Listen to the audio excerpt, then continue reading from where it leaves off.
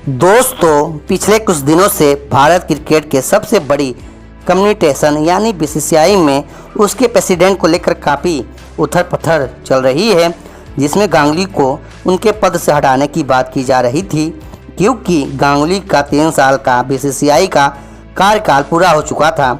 लेकिन गांगुली ने बीसीसीआई के रूल के खिलाफ सुप्रीम कोर्ट में याचिका दायर की थी कि उन्हें आगे और 3 साल तक बीसीसीआई का प्रेसिडेंट बने रहने दिया जाए और बीसीसीआई में चुनाव ना कराया जाए। अब ऐसा क्यों हुआ, यह बात थोड़ी समझने वाली है, जो हम आपको आगे अच्छे से समझाएंगे। और यहाँ हम आपको बता दें कि सुप्रीम कोर्ट ने सौरव गांगुली की बात मान ली थी और उसने आदेश दिया था कि गांगुली अगले 3 साल तक बीसीसीआई के प्रेसिडेंट बने रह सकते हैं, बाकी लोग भी अपने पद बने रह सकते हैं। लेकिन फिर ये खबर आने लगी कि सौरव गांगुली को बीसीसीआई के लोगों ने उनके पद से हटाने को बोल दिया है और उन्हें आईपीएल चेयरमैन का पद ऑफर किया है। लेकिन सौरव गांगुली ने आईपीएल चेयरमैन का पोस्ट खारिज करते हुए खुद को बीसीसीआई और आईपीएल दोनों से भी बाहर कर लिया है। अब ऐसे में यह बात काफ़ी इंटरेस्टिंग हो जाती है कि कुछ दिन पहले ही जिस सुप्रीम कोर्ट ने सौरव गांगुली को प्रेसिडेंट बनने रहने का अधिकार दिया था, तो आखिर सौरव गांगुली के साथ ऐसा क्या हुआ कि उन्हें मजबूरी में बीसीसीआई के प्रेसिडेंट के पद से हटना पड़ा, जबकि बीसीसीआई सेक्रेटरी अमित शाह के बेटे जय शाह सुप्रीम कोर्ट के आदेश का फ़ायदा उठाते हुए अगले 3 साल के लिए फिर से बीसीसीआई के सेक्रेटरी बने रहेंगे।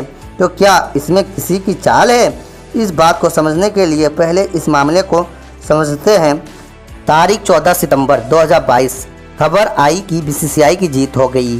सौरव गांगुली और जय शाह अगले 3 साल तक अपने पद पर बने रहेंगे और 18 अक्टूबर की तारीख को दोनों फिर से अपना पद संभालेंगे। लेकिन उससे पहले ही खेला हो गया। दोस्तों, तो सुनो, खबर ये आई थी कि सौरव गांगुली की जगह बीसीसीआई के अगले प्रेसिडेंट एक्स क्रिकेटर और 1983 के वर्ल्ड कप के हीरो रहे रोजर बिन्नी होंगे। वही रोजर बिन्नी जिनके बेटे स्टुअर्ट बिन्नी हैं, जो भारत के लिए इंटरनेशनल मैच खेले हैं लेकिन बाप की तरह महान नहीं बन पाए। अब ऐसे में 11 और 12 अक्टूबर की तारीख बीसीसीआई न्यू स्टेट्स की चुनाव के लिए तय की गई थी। एडमिनिस्ट्रेटर्स के नाम भी तय थे। ऐसा माना जाता था कि पुराने लोग भी इस बार फिर से रिपीट होंगे, मगर एक मीटिंग हुई और टीम बदल गया। इसे समझने से पहले चीज़ों को शुरू से समझते हैं। तो दोस्तों, आपको बता दें कि बीसीसीआई में 5 मेन पोस्ट होते हैं।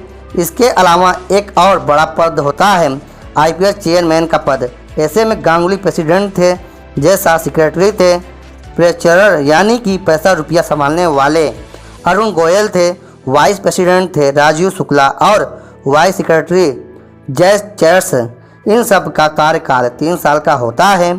ऐसा बीसीसीआई का रूल है।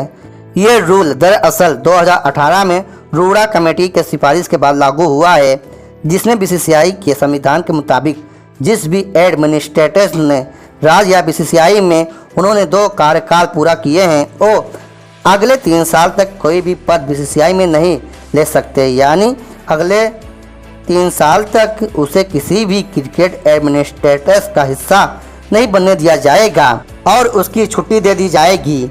इसी को बीसीसीआई के कॉन्स्टिट्यूशन में कूलिंग पीरियड भी कहा गया है, यानी ठंडा होकर रहिए, 3 साल बाद फिर आइएगा, आपका स्वागत होगा। अब ऐसे में आमतौर पर बीसीसीआई के ज़्यादातर अधिकारी राज्यों के क्रिकेट बोर्ड से आते हैं, जहां वो 3 साल ये कार्यकाल कर चुके होते हैं। तो ऐसे में वो बीसीसीआई में एक ही कार्यकाल पूरा कर सकते थे। इसी के खिलाफ सौरव गांगुली सुप्रीम कोर्ट गए। मांग की गई कि इसमें बदलाव की जाए। इसका फैसला बीसीसीआई के पक्ष में आया। फैसले के मुताबिक बीसीसीआई में लगातार 2 बार पद लिया जा सकता है। इसके बाद 3 साल का कूलिंग पीरियड लागू होगा, यानी अभी जिनका भी पहला कार्यकाल होगा वो और भी 3 साल तक रह सकते हैं। अब ऐसा सोचा गया कि प्रेसिडेंट, सेक्रेटरी समेत तमाम लोग रिपीट हो सकते हैं। लेकिन नियम यह हुआ कि जय शाह रिपीट हुए, लेकिन गांगुली का पत्ता कट गया। यहीं से विवाद शुरू हुआ और टीएमसी ने इसे राजनीतिक मुद्दा बना दिया और आरोप लगाया कि बंगाल चुनाव में सौरव गांगुली बीजेपी में शामिल नहीं हुए, इसीलिए उन्हें बीसीसीआई से बाहर कर दिया गया और जय शाह को कोई हाथ भी नहीं लगा सकता। अब ऐसे में गांगुली के साथ क्या मसला आई, ये तो क्लियर नहीं हुआ, लेकिन ये लगभग तय है कि 1983 के वर्ल्ड कप के हीरो रोजर बिन्नी बीसीसीआई के अगले अध्यक्ष होंगे और इसकी ऑफिशियली अनाउंस 18 अक्टूबर को हो गई है। अब सवाल यह है कि गांगुली का पत्ता कैसे कटा।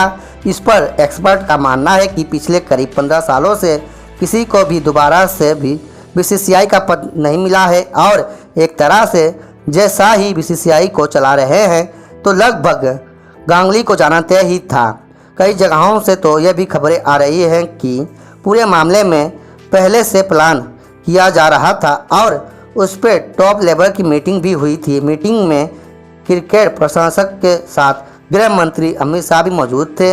अब ऐसे में मीटिंग में सौरव गांगुली के टैलेंट पर सवाल खड़े कर दिए गए। उन्होंने गांगुली के काम करने के तरीके पर भी सवाल उठाए, जिस वजह से कॉन्फ्लिक्ट इंटरेस्ट की बात भी सामने आई। मतलब यह कि जैसे कि टीम इंडिया स्पॉन्सर कोई और कंपनी है और गांगुली खुद किसी और कंपनी का प्रचार कर रहे थे, इसीलिए इस मुद्दे पर गांगुली को लोगों ने खारिज कर दिया और आखिर में रोजर बिन्नी का नाम सामने आया।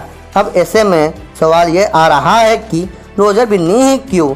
इस पर एक्सपर्ट का कहना है कि अब ये एक चलन बन चुका है कि बीसीसीआई अध्यक्ष पद पर क्रिकेट की जगह दूसरा क्रिकेटर जगह लेता है और रोजर बिन्नी का नाटक क्रिकेट बोर्ड के अध्यक्ष हैं और काफ़ी सीनियर क्रिकेटर भी हैं और गांगुली भी अध्यक्ष बनने से पहले बंगाल क्रिकेट बोर्ड के अध्यक्ष थे। इसके अलावा दूसरे क्रिकेटर की उम्र काफ़ी हो चुकी है, इसीलिए उनके नामों पर विचार नहीं किया गया। अब ऐसे में अगर गांगुली के बारे में जानने की कोशिश करें तो ये सोचें कि गांगुली आखिर बीसीसीआई में रहते क्या विवाद किया, तो ऐसे में 3 पॉइंट सामने आते हैं। सबसे पहला, हर कोई जानता है सौरव गांगुली के रिश्ते पूर्व कोच रवि शास्त्री से अच्छे नहीं थे। रवि शास्त्री ने उस समय बतौर कोच टीम इंडिया की कमान संभाली थी जब कुंबले ने पद छोड़ा था। माना जाता है कि तब से कप्तान विराट कोहली के उस समय कुंबले की कोचिंग रास नहीं आ रही थी, जिसे और शास्त्री को कोच बनाने की दबाव दे रहे थे। तब गांगुली की बीसीसीआई से इतनी पकड़ नहीं थी, लेकिन जैसे ही गांगुली की एंट्री बीसीसीआई में हुई तो उन्होंने अपनी दादागिरी दिखानी शुरू कर दी। गांगुली के आने के बाद शास्त्री ने वर्ल्ड कप 2021 के बाद से अपना इस्तीफा दे दिया और गांगुली यहां राहुल द्रविड़ और वीवीएस लक्ष्मण को ले आए। लक्ष्मण वैसे एनसीए हेड हैं, मगर द्रविड़ के गैर मौजूदगी में वो कोच के रूप में दिखाई देते हैं।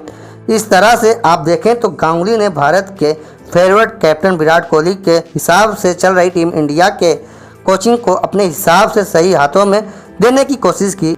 इसमें कोई दो राय नहीं है कि राहुल द्रविड़ और वीवीएस लक्ष्मण रवि शास्त्री से कई बेहतर और डेडिकेटेड कोच हैं।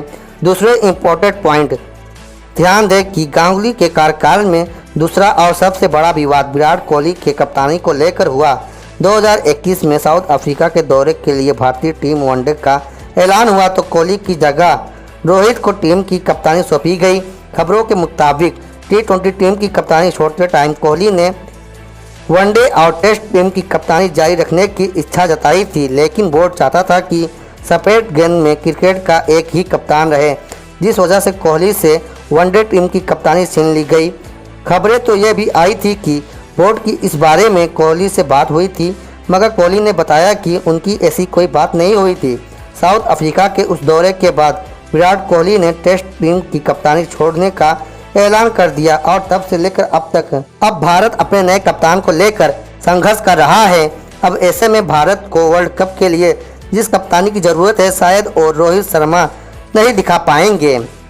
तो दोस्तों, आज की हमारी यह वीडियो आप लोग को कैसी लगी, हमारे वीडियो के कमेंट बॉक्स में कमेंट करके हमें बता सकते हैं। दोस्तों, अगर यह वीडियो आप लोग को अच्छी लगी हो तो वीडियो को एक लाइक कर दें। चैनल पर नए आए हो तो चैनल को सब्सक्राइब कर दें और बेल आइकन को भी ऑन कर दें, ताकि हमारी नई वीडियो जब भी अपलोड हो आपको आसानी से मिल सके। तो दोस्तों, फिर मिलते हैं एक नए वीडियो के साथ और इंटरेस्टिंग वीडियो के साथ। बने रहिए आप लोग हमारे इस यूट्यूब चैनल में। तब तक के लिए जय हिंद दोस्तों।